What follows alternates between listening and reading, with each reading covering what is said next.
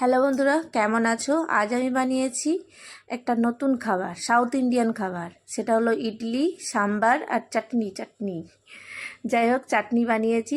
ছোট বাদাম, নারকলের শাঁস নিয়ে নিয়েছি। এইভাবে বানিয়েছি দেখুন। তেলের মধ্যে একটু বাদামটা ভেজে নিলাম, নারকলের শাঁস নিয়েছি, একটু কাজু বাদাম নিয়ে নিয়েছি, আর এইভাবে মিক্সিতে নিয়ে নেবো। মিক্সিতে এগুলো নিয়ে নিলাম, আর দিয়ে দিলাম একটু কাঁচা লঙ্কা একটা, আর দিয়ে দিচ্ছি দু একটা রসুন, আর একটু লবণ দিয়ে দিলাম, আর এটা পাতিলেবুর রস আর একটু জল দিয়ে সুন্দর করে পেস্ট বানিয়ে নেব চাটনি বানানোর জন্য। আর তড়কা দিয়ে দিচ্ছি কারি পাতা, সর্ষে, শুকনো লঙ্কা। এই যে চাটনির মধ্যে তড়কা দিয়ে দিলাম দেখুন। আর সবজি নিয়ে নিয়েছি কুমড়ো, গাজর, আলু আর সজনে ডাঁটা। এই যে, আর এটা হচ্ছে সাম্বারটা বানানোর জন্য করছি দেখুন। পেঁয়াজ, একটু আদা রসুন পেস্ট, একটু শুকনো লঙ্কা, টমেটো, একটু লবণ, একটু হলুদ, লঙ্কার গুঁড়ো, জিরের গুঁড়ো সব নিয়ে নিচ্ছি দেখুন। তারপরে সবজিগুলো ঢেলে দিয়েছি, সবজিগুলো একটু মিক্স করে নিচ্ছি। মিক্স করে এই যে সজনে ডাঁটাটাও দিয়ে দিলাম। সজনে ডাঁটা তো সাম্বারে দিতেই হবে। আর এটা অড়হর ডাল নিয়ে নিয়েছি, অড়হর ডাল সিদ্ধ হয়ে গেছে, ওর মধ্যেই দিয়ে দিলাম সবজিগুলো ফ্রাই করে রেখেছিলাম। সবজিগুলো কড়াইয়ের মধ্যে ঢেলে নিয়ে সেদ্ধ হয়ে গেছে। সবজিগুলো দু একটা সিটি দিয়ে দিয়েছি।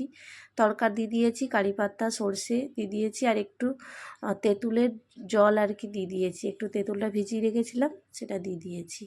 টকটক লাগে তো। আর এই যে খুব সহজে ইডলি বানানো, 10 টাকার প্যাকেটের একটা সুজি নিয়ে নিয়েছি, আর 1 কাপ টক দই দিয়ে দিয়েছি, একটু লবণ দিয়ে দিয়েছি। 10 মিনিট মেখে রেখে দেবো। আর ইনো একটা লাগবে লাস্টে এটা দেওয়ার জন্য।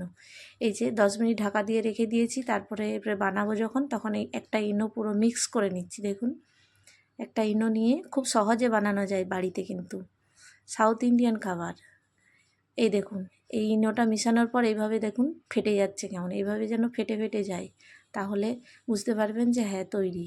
এই যে আমার ইডলি ট্রে আছে, আমার ইডলি পুরো সেটটা নেই ইডলি বানানোর, তাই ইডলির ট্রে কিনা আছে। এই ট্রেগুলোতে তেল ব্রাশ করে নিলাম, আর 1 চামচ 1.5 চামচ করে সুজির বেটারটা দিয়ে দিচ্ছি দেখুন। বেটারটা অল্প অল্প করে দিয়ে দিচ্ছি।